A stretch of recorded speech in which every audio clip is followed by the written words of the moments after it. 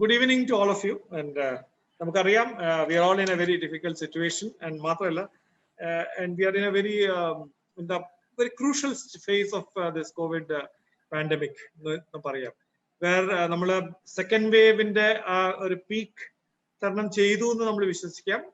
we are having a downward trend. But still, we cannot say that we are out of the woods. So that's why I said it's a very crucial phase. And also, there is a possibility that following this wave, there can be another wave. And another wave will predict there will be rise in pediatric cases. So, if the COVID pandemic is a major challenge when there will be a surge in pediatric cases. Of course, first of all, let me congratulate and thank you all on behalf of the department. നിങ്ങളുടെ എല്ലാവരുടെയും വളരെ നല്ല സഹകരണത്തോടെയും with active involvement and with the very efficient interventions നമുക്ക് കുറെയൊക്കെ ഈ first വേവും second വേവും നമുക്ക് മാനേജ് ചെയ്യാൻ സാധിച്ചു. even though unfortunately we lost 10,000 people. ഇന്നത്തെ ഇപ്പൊ ഡെത്ത് കണക്ക് വെക്കുമ്പോൾ 10,000 ക്രോസ് ചെയ്തിട്ടുണ്ട് നമ്മുടെ സ്റ്റേറ്റിൽ. So unfortunately we lost more than 10,000 people, but still we could manage when compared to any other state or some of the other countries also. പക്ഷേ നമ്മള് ഇപ്പോ സെക്കൻഡ് വേവ് നമുക്കൊരു നല്ലൊരു ബിഗ് ഐ ഓപ്പണർ ആണ്. That even in our state it can flare up like anything. നമ്മള് കഴിഞ്ഞ മാസം കണ്ടതാണ് when the second wave was at its peak, we were challenged by the infrastructure. അപ്പൊ അതുപോലെ തന്നെ ഇനി ഒരു തേർഡ് വേവ് വരുമ്പോൾ ഒരു ബിഗർ ചാലഞ്ച് വരാൻ പോകുന്നതെന്ന് വെച്ചാൽ the surge in pediatric cases. So we need to be prepared for the management of surge in pediatric cases. അതാണ് നമ്മളെ ഏറ്റവും വലിയ challenge. അതിലിപ്പം not only the government, even the private participation becomes very crucial. And we all know, we are all doctors, we know management of adult patient is easier compared to management of pediatrics. Pediatric management, like an infection like COVID-19 with so many complications, will be a very tough challenge for us, definitely. Because when you manage pediatric cases, adinda chala the technical issues, and also there are some more emotional things also. An adult patient in a isolate but a pediatric case, a very new or a infant in your or a neonat in a COVID, it becomes a very emotional issue also for the parents. So the parents in the represent some correct.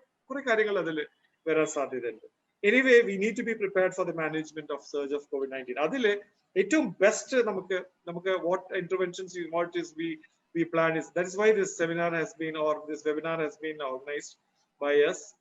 ഇതില് നമ്മളുടെ treatment guidelines which has been prepared by our experts, our treatment guidelines has to be discussed in all the forums, especially among the pediatricians, both in the government and the private sector. ഇത് നന്നായിട്ട് നമുക്ക് ഇത് disseminate ചെയ്യാൻ സാധിക്കണം.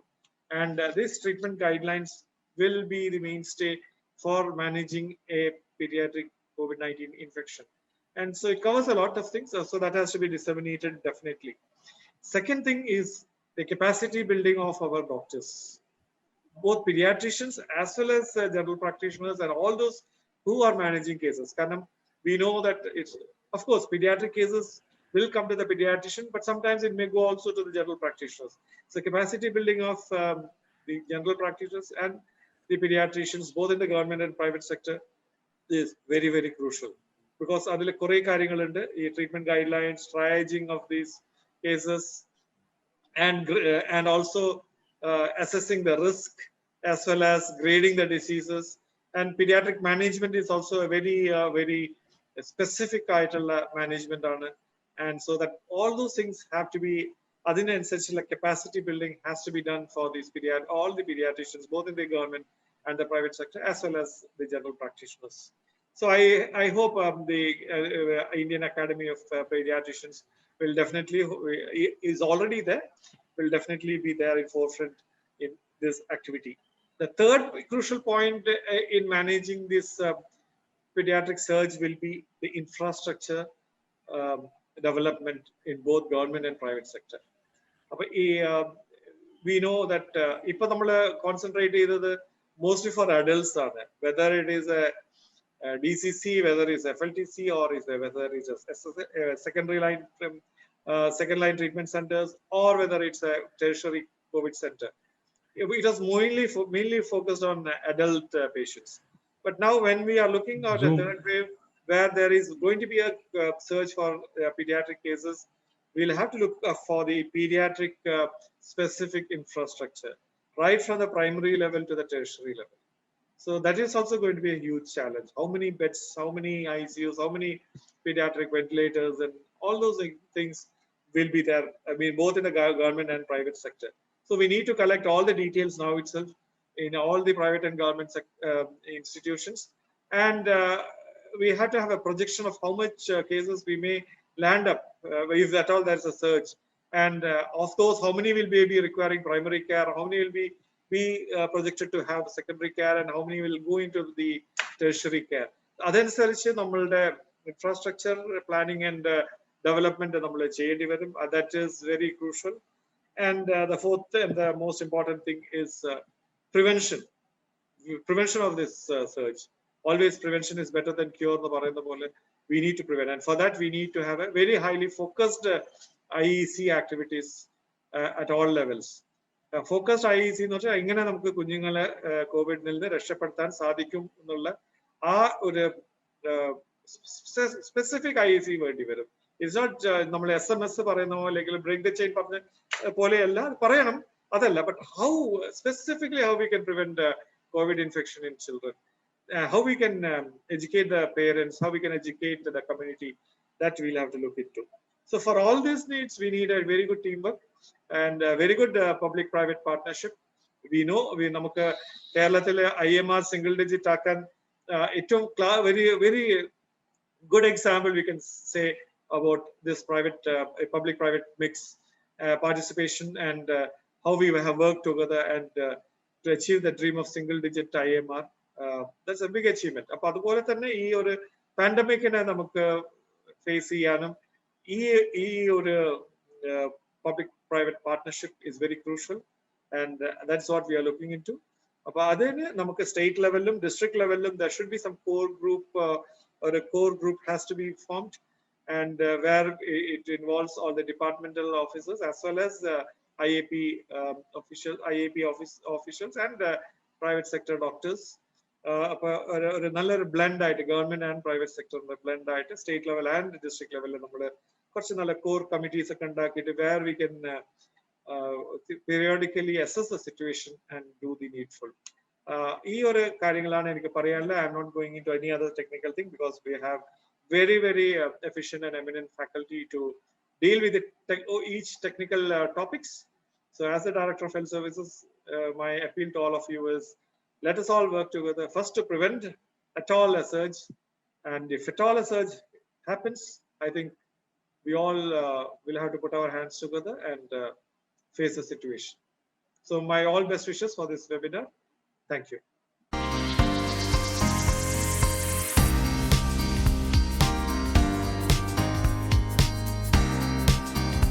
Good evening to all. So we are now in the second wave of COVID. Any viral infection has got this property of coming in waves. When it comes, it affects a lot of people and kills a few, and then rest of the community gets the so-called herd immunity, and the wave dies down. So that is the natural history of the such viral infections that we know of. Now, here, before the modern era, the population was at one place, there will be one town, then there will be nobody for some other place, then the next town comes. So much so, the infection after the first surge dies down, because in a cluster it comes, it kills a few, and the rest becomes either cured or immune. So the infection doesn't spread to the next place, basically because travel was much less. And these towns were far apart also. But now the time has changed, and hence, if an infection comes at one place, it goes to the next place in no time. And that is why the possibility of the spread going on and on and on. And so we try to mimic the natural barrier. So we cannot actually live in separate parts. So what we do is we keep distance, we use mask. So much so the infection doesn't have an opportunity to spread to the next person. So that's how we try to contain it. And in addition is the vaccination. And we hope that the infection gets contained and will not go to the second or the third part. Now then, why the second part came? Two things. One, there was some letdown on our guard. We were not very strict on masking and distancing, especially during the last 2-3 months. And we all know the reasons. And the second thing is there is some genetic variation in the virus, so much so there was a the immunity that was already there was only partial. So much so there was a chance for the infection to spread. But even if there is a genetic variation, suppose we are very prudent on our precautions like mask and distance, then there is no way this infection can spread. For example, we are all working in COVID ward and we are not getting the infection, basically because of the precautions. So similarly, if precautions are in place, we will be able to contain this infection in the second wave, and we may not get a significant third wave. And given two conditions: one, a good immunization drive; second, no letdown on SMS. So hoping that there will not be any significant third wave. What is the thing that has happened in other countries? In the second wave, in many countries, children are affected, but not to a very great extent. Usually less than 15%. All India, it is 12% below 20 years of age, and 3 to 4% below 10 years of age. So that means the number of children affected in this second wave also is very less. So that is the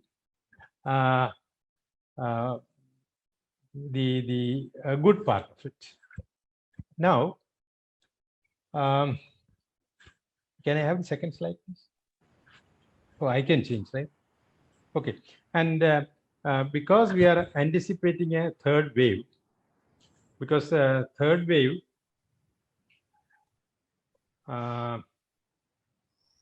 can affect children preferentially. That is the feedback that we get from other countries. And why?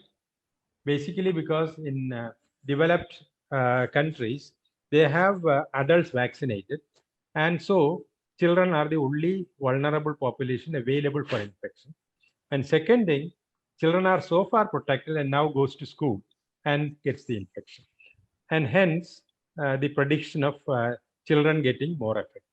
But from the available evidence, what is known as in school with mask and reasonable distancing, people do not get infected and children do not get infected, given that the teachers are all the workers in school are immunized. So that condition, whether it is fulfilled or not, will decide whether our children will get infected when the school opens. SARS-CoV-2 infection in children is often asymptomatic or only mildly symptomatic. And the data available shows that 90% is either asymptomatic or only mildly symptomatic. So the problem of coming to hospital is limited to about 10%. And of this 10%, just 1% will be requiring ICU care. So that is another good thing about children. The second sentence requires a little qualification. Out of of the admitted cases, 1 out of 3 requires ICU care. So this admitted patient is admitted in tertiary care center. So those who get admitted in tertiary care center, 1 in 3 request ICU care, which translates itself into saying that C category or the severe COVID category, 1 in 3 may require ICU care. Fever and gastrointestinal symptoms are higher in children compared to adults. That's basically because all these the so-called receptors to which the virus is binding is also available in gastrointestinal tract. After all, this coronavirus is known for upper respiratory and gastrointestinal infections in its naive form, not really the COVID-19 form. Next slide. COVID-19 related multi-system inflammatory syndrome is a complication that manifests 3 to 4 weeks after acute infection. That is, you suffer from a COVID infection, you recover from that, you are okay for 2-3 weeks, then develops fever. So prompt identification is of paramount importance, basically because this is a treatable condition, and if not treated, could be deadly. It can cause even death. So now we'll start with the signs and symptoms of COVID in a child. The most important thing is no symptoms. You just discover that the child is infected basically because all the other family members are positive. Then you test the child and you find him positive, but otherwise no symptoms. This is a peculiar thing that is observed in the second wave, basically because the genetic variation, this variant 617 is spreading much more rapidly. And hence, if one family member is affected, there is every possibility of child getting affected because child will not be fully protected, may not be wearing mask and all the time. Now, the symptoms, if it is appearing, what are the symptoms? One is the rhinitis like common cold.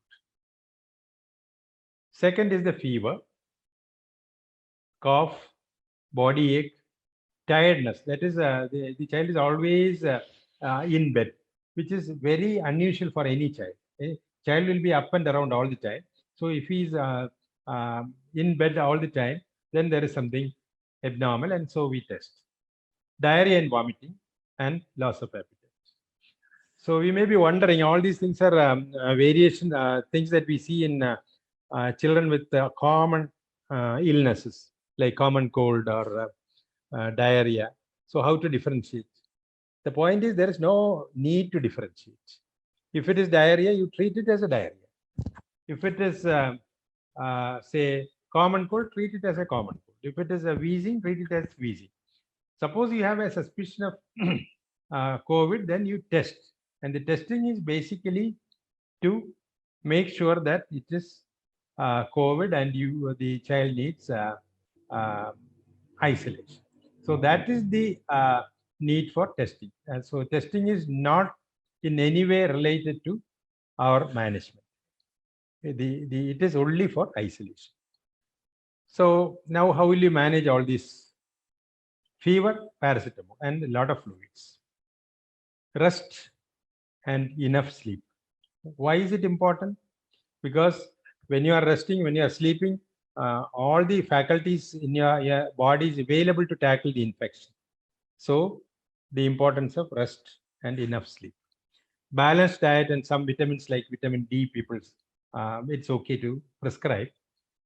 The thing is, it is not that the balanced diet or vitamin is going to save you from COVID. If you are nutritionally inadequate, your total immunity comes down. So we are extrapolating it to this. So we do not want any nutritional imbalance. We are keeping the nutrition balanced so that your immunity for any infection is normal. And so your COVID also will be better taken care of. And diarrhea, definitely manage as usual, like you give ORS, you will give zinc. And if the child is vomiting, then there is no harm in withholding zinc. Cough, anybody who is coughing, in children, the chance of reactive airway disease is high, and that should be kept in mind, because just because it is COVID, don't take it as a COVID pneumonia. And anybody who's coughing, intermittent proning is always advised, which basically because that will improve the aeration of the base of the lung. And avoid cold exposure. That is for any viral infection, because in cold exposure, your chance of your virus getting a better hold of foothold is more likely. And no steaming. Steaming is not having any additional benefit. Hence, and also it can result when it is a small child, it can result in danger of burns also. So since it is having no additional advantage, we may not advise it. Okay, this we discussed. This document consists of treatment and referral protocol for children with COVID-19, and severe COVID-19 and MIS-C will be discussed tomorrow, because that is related to ICU care, and the ICU specialist will be taking that topic. So this document comes in 3 annexures, of which the first annexure we are discussing today, of which, as I said, the ICU care will be discussed tomorrow. So there are, the disease is divided into 3 categories, category A, B, and C. And what is A? Mild sore throat, cough, rhinorrhea, diarrhea, vomiting without dehydration. And why fever is not included in category A? Because category A we want to keep at home. So category A does not include a diarrhea with dehydration, does not include a significant fever, significant cough. So category A and asymptomatic, we are planning to keep at home. And that's why even fever is now, we are shifting to category B. And what is category B? Fever, severe sore throat. What is severe sore throat? The child is refusing to eat because of sore throat. Increasing cough. And what is increasing cough or severe cough? You talk and you in the very same sentence you are coughing. So that is severe cough. And category A patient with comorbidities are also categorized as category B. And what are comorbidities? For example, chronic kidney disease on dialysis. It is not the child who has had acute glomerulonephritis previous month is not category B. Somebody requiring dialysis. And what is the neurological disease? For example, somebody is in wheelchair. He is in grave danger of respiratory compromise. And liver disease, again, it is chronic liver disease, not acute hepatitis last month. And malignancy. Obese children are like adults. Obesity is an extra risk. And children on long-term steroids, immunosuppressant, anti-malignancy treatment, etc., all are category B, even if there is no symptom. So category B is you have a few symptoms, including fever, or you have absolutely no symptom but have comorbidities. So I think that is clear. What is category B? Category C is any danger sign. Danger signs are category C. And 3 important danger signs would be hypoxia, hypotension, and organ involvement. So what is hypoxia? One is ordinary activities, you are becoming breathless, or you are at rest and breathless, or your pulse oximeter shows saturation less than 94. And what is hypotension? We may not be taking BP, no, because we are at home. So hypotension means you get up and feel dizzy, talakaraka. And organ involvement. Suppose you throw a seizure. Suppose you are blue. Suppose you have cold extremities. So organ involvement, hypotension, and hypoxia. These are the three important things of category B. Now, these categories are basically to segregate patients to go to, say, you remain at home or you go to Taluk hospital, you go to district hospital. So for that categorization, that A, B, and C. But for a clinicians or doctors classification, it is mild, moderate, and severe. And what is mild? All the category A and B are mild, of which B, we can use our discretion. For example, somebody on anti-malignant treatment, you can use your discretion, whether it is safer for the child to be at home, safer in the sense he will not get a secondary infection from hospital. And what is the risk? Suppose he is on the down trend, then he must be coming to the hospital very fast.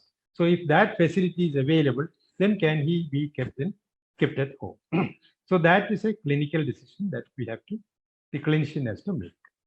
So in general, mild is category A and B. They can be at home. So A and B, the mild, will not have hypoxia or breathlessness. That is the most important thing. That is, you do not become breathless in ordinary activities.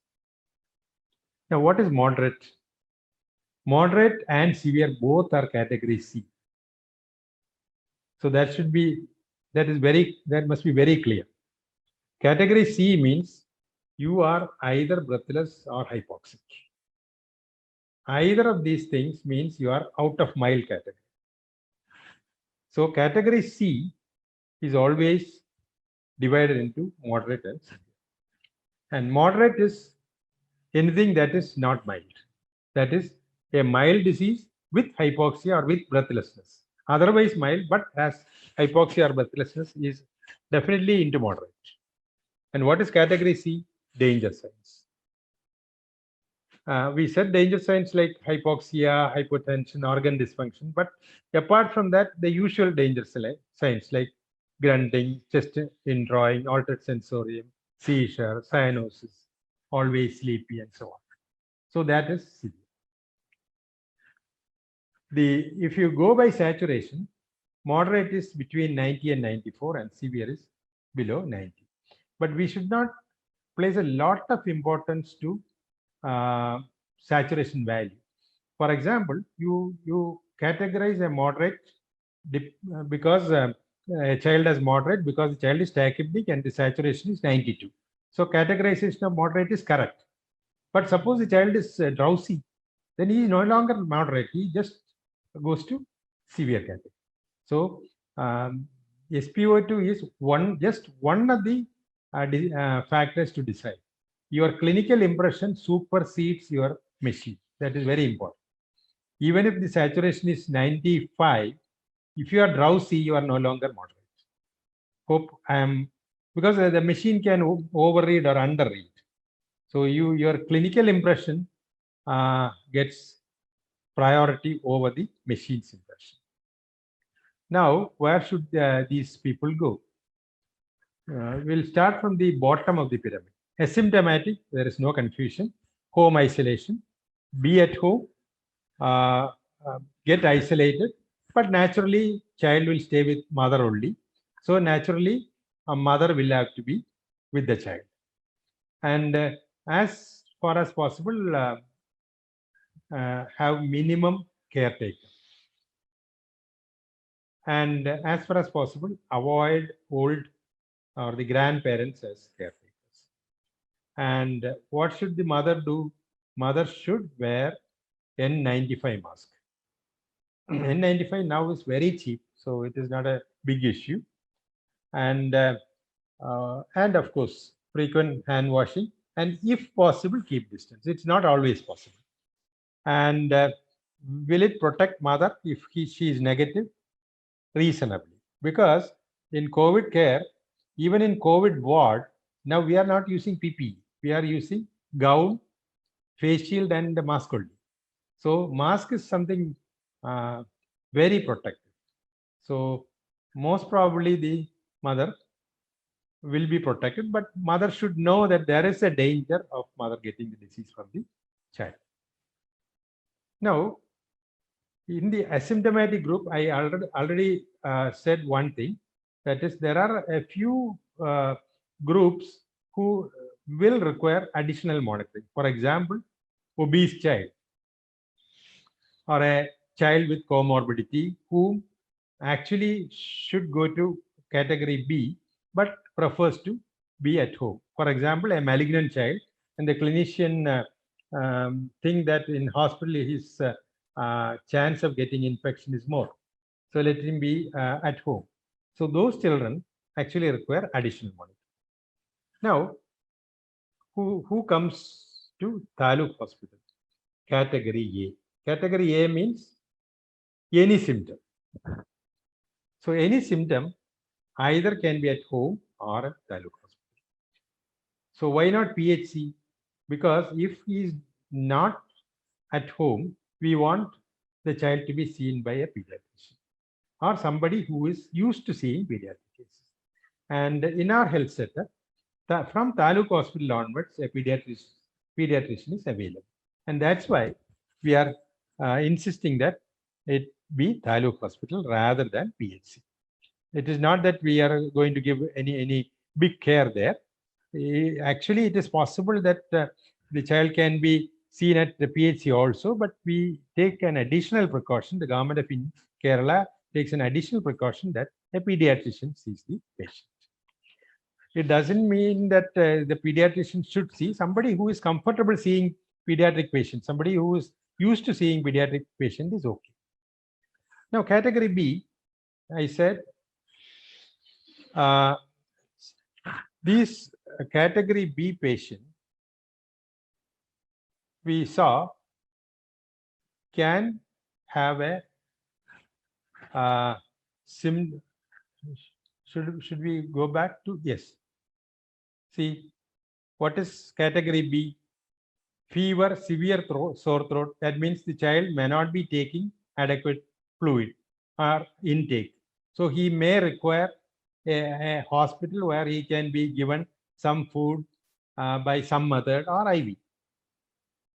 Or see somebody having these comorbidities. So these comorbidities may worsen. For example, a diabetic patient with COVID. That means diabetic control goes out. And being a COVID patient, there may not be immediate healthcare available from vicinity. So if he is in a hospital with a pediatrician, the diabetic control can be back. So that is why I'm coming back to this slide. So B category will be having a few comorbidity or a symptom that is severe enough to be seen by a doctor. And that's why they are coming to pediatrician. Now coming to category C, again going back, what is category C? Category C is two things. One, either hypoxia or breathlessness. But moderate means the moderate clinical severity means SpO2 is between 90 and 94. So where should he go? See, moderate category should go to a place where there is a high dependency unit, HDU. This is not a big thing. HDU is not a big thing. HDU means you need an oxygen. It need not always be the piped oxygen. Even cylinder oxygen with good pressure is okay. And you can administer oxygen by different methods, which will be discussed in the next class, how to administer oxygen. So a HDU means you have a facility for oxygen administration is one. Second, you have a monitor, minimum monitor. And what is minimum monitor? Just pulse oximeter, fine. And third, somebody to monitor. So that is HDU. So there is a human monitor, there is minimum machine monitor and oxygen. That is available even in taluk, but since it is category C, we prefer to be in district level hospital. And what is category C? Severe disease, we have already said, danger signs, organ dysfunction, hypoxia, ARDS, or BP4. Those patients must be in PICU, absolutely no compromise. And which means most probably they'll be in medical college or some of the big private hospitals. And what is the essential requirement in PICU? One, of course, somebody trained in critical care. But apart from that, we need monitor like multi-para monitor. We need piped oxygen so that we can have ventilator, invasive or non-invasive. And that this is what I have been saying. So HDU and pediatric ICU, we need minimum of these three things only. Of course, you can have any number, including dialysis, anything you can have, but minimum these three things you should have. Okay. Now, triage. This is something that I have already discussed. Somebody who is just positive but no symptoms should remain at home. And somebody with in category A has a worsening course. And what is this worsening course? One is persistent fever, high grade fever. And what is high grade fever? A fever that is not coming down or comes down but reappears in 4 or 5 hours. That is a high grade fever. Or a fever with chills. These are all high grade fevers. So anything other than mild fever must have a checkup or seen by doctor. And that is then worsening cough. What is worsening cough? In a very one sentence itself, you go on coughing. But if you do not have danger sign, they can be in taluk level hospital or maximum district level hospital. If children with mild disease develop any danger sign, then they should go to minimum facility with minimum HDU, and depending on the availability, either HDU or PICU. PICU is preferable, but suppose the cases are a lot more, then possibly some of the severe also may have to be accommodated. Now, how to treat? Symptomatic treatment. For mild disease, paracetamol. Suppose you have diarrhea, give ORS and zinc. Suppose you have wheezing and already on treatment for asthma, continue that treatment. Whatever treatment you are on must be continued. Suppose you are diabetic, continue that thing. Continue insulin. If it is a moderate disease, then paracetamol. But here we may, because you are in a higher facility, we may use it more frequently or rectally or and fluid. Suppose the child is not taking enough, then you give IV fluid. And salbutamol, preferably by face mask and spacer. But occasionally, the nebulizer, as far as possible, avoid, because it can disseminate. But sometimes you may be forced to use it, because in a very small child, if he is resisting this thing, sometimes you may have to use it. But if you are using it, we generally close it with a surgical mask also, so that the dissemination is minimized. And if oxygenation is less than 94, start oxygen. The methods of oxygen administration will be in the next class. And anybody having cough, as I said, awake prone. So we must encourage the child to be in prone position off and on. How much time? Of course, the child will decide, because you can't make the child remain there like that. And regarding antibiotic, although we say unnecessary antibiotics should not be used, a toddler child, sometimes it's very difficult to say whether it is bacterial or not. When you have a suspicion, first line antibiotic is okay, and first line is always amoxicillin. Now, in moderate disease, in mild disease, we do not do any investigation. In moderate disease also, we generally do not any investigation, but CBC and the CRP may be considered. It is not essential. Now, in a moderate disease, suppose it is not hypoxia, is on his saturation dropped to 92, is on oxygen and it is above 94. But even after 5 days, if you remove oxygen, it drops. That is one indication for steroid, because it is an interstitial inflammation. So you may be asking whether it is okay to give steroid without further investigation, whether ferritin or D-dimer. There is no need. Whether even if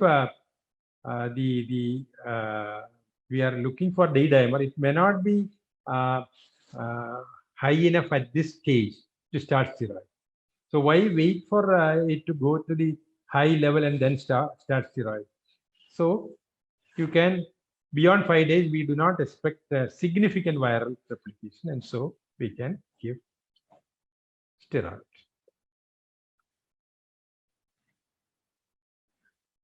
Now, X-ray and all are all if available. CBC and the CRP, as I said, we can take.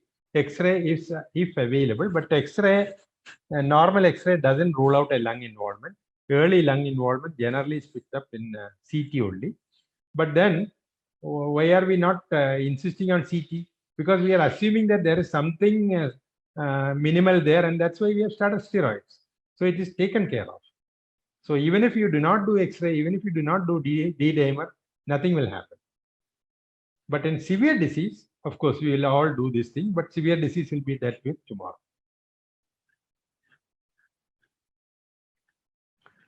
Now, in a moderate disease, if on oxygen, if saturation is still less than 94, that is one indication for upgrading the classification to severe.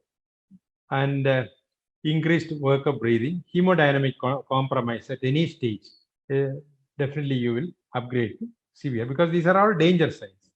So you will upgrade to severe. And once it is severe, you refer to a facility where there is PICO. Remdesivir, as of now, the problem with remdesivir is, of course, that we will possibly discuss if there are questions in discussion time. If we are to use the remdesivir, it should be used early, because viral replication is maximum in first 3 days, maybe first 5 days, and the child actually worsens after 5 days. So ideally, you should use before that. But who is going to use a moderately symptomatic child remdesivir that is 30,000 rupees? So that is a problem, and many a time we use later, and once you use later, then it is generally of not much use, and that's why remdesivir is not very useful in the management part. So these things actually I'll skip, and this chart we will maintain so that we will know for any danger sign, SpO2 and so on. Yes, a pulse oximeter now is damn cheap. It's like 500 rupees only. May not be very accurate, but it's okay. The 500 rupee machine is not very accurate, but that is okay to say whether you are in danger zone or not. And discharge policy for children is, children may be discharged once febrile and asymptomatic for 3 days. But these 3 days, again, depending on the patient load, we can modify.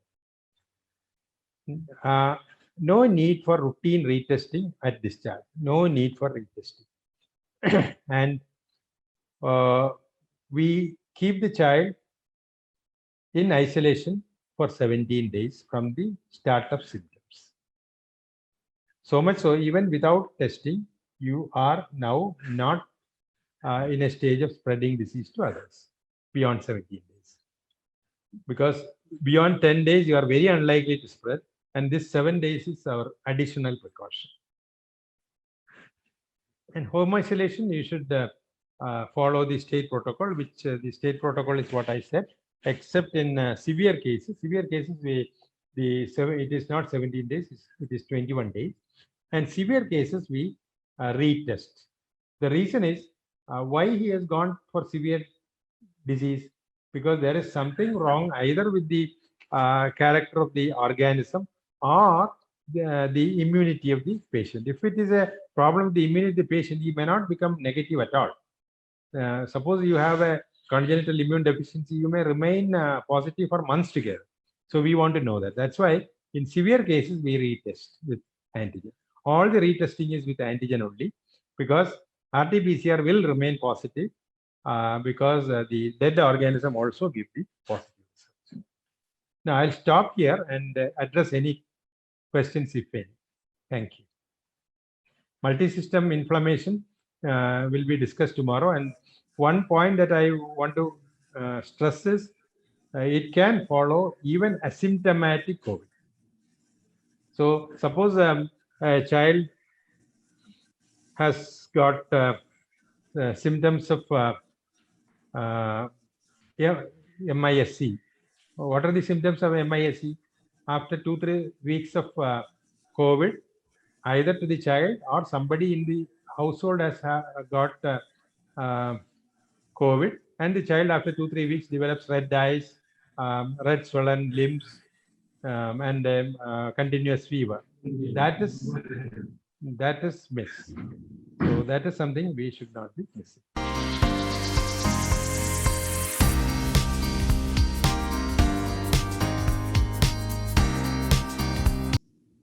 Sir, as the government has asked to notify MISC on daily basis, till what age are we supposed to inform them? 19 years.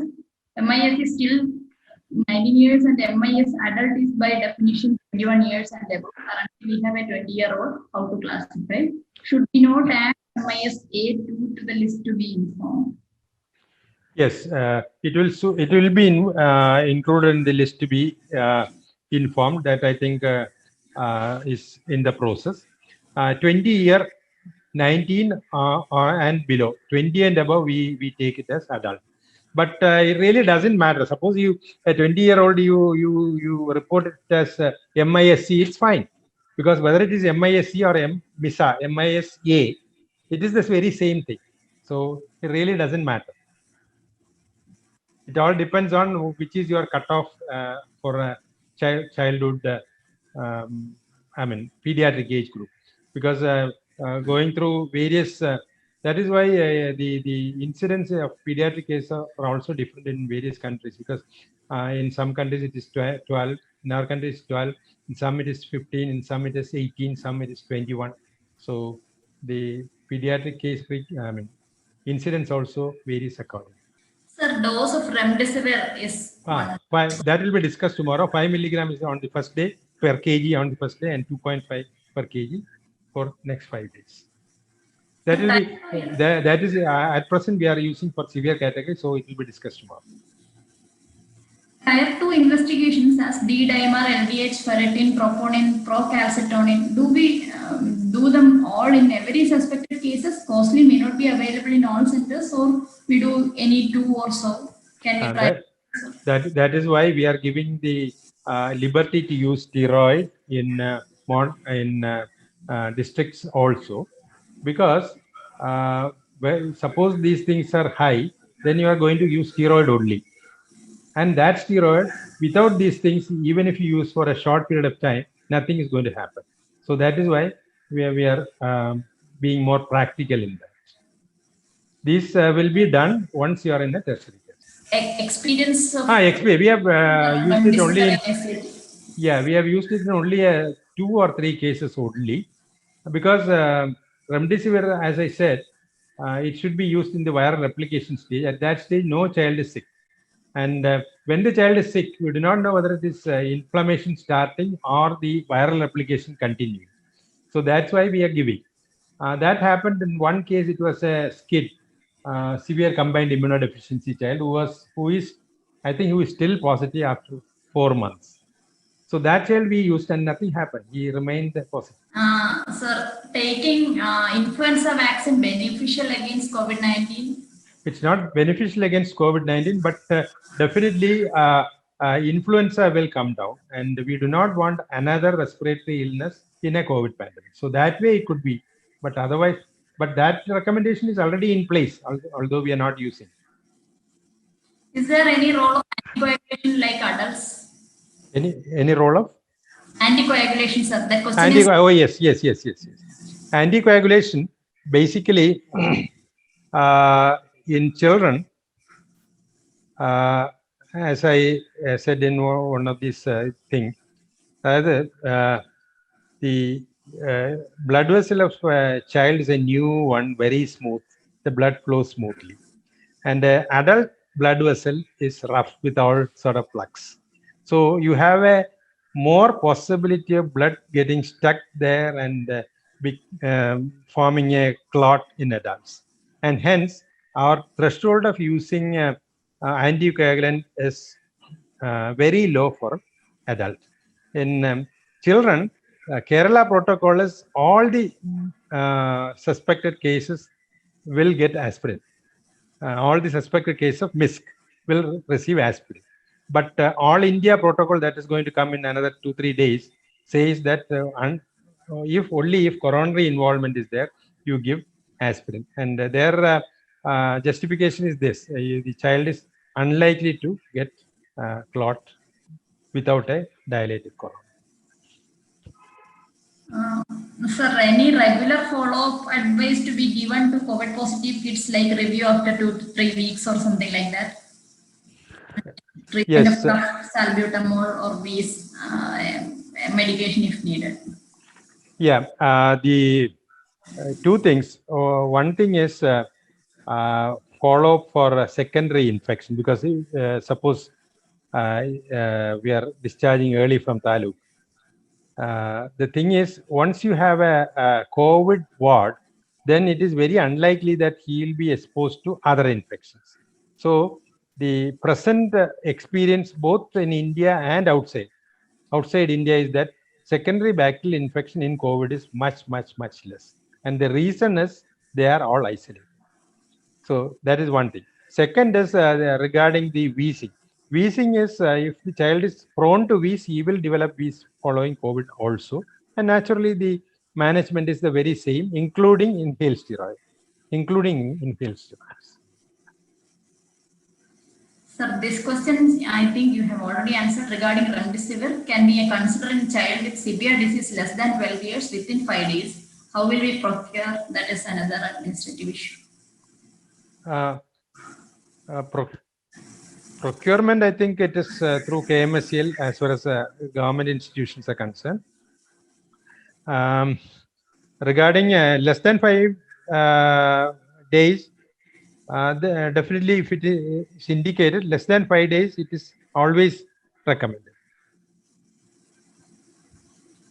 Sir, will we get correct SpO2 for infants and small children with usual pulse oximeter? That's what I said. The reading may be wrong, but then you go to a hospital facility, take it with a better machine, and if it is okay, then you go back. That happens in medical college also. They are getting referred with a low saturation. We check with the desktop type of oximeter, and if it is fine, we send them back. Sir, use of oseltamivir in COVID? Right now, no. Sir, in adults, that is already answered. In adults, we see a lot of thrombosis. We use anticoagulants. It can be used in children. That already, sir, you have answered. Yes, and at that time, what I did not add is if there is a coronary involvement, we give enoxaparin type of things also, not just aspirin. Sir, how many admission in SAT during the second wave? Oh, that exact figure I do not have. Yes, steroids. But what I can say is the number, the percentage has not increased either in India or Kerala. The percentage remains the same. But since the total cases have increased, the absolute number may have gone up. But exact number, I do not know. Percentages, as I said, the Kerala figures also is same.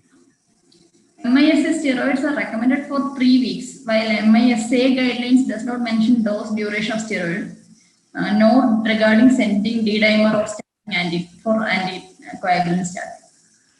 The steroid, we are less afraid as far as child is concerned. In adult, the problem is you give steroid, their diabetes, if they are not diabetic, they become diabetic temporarily. Their blood sugar shoots up, then the problem of controlling it.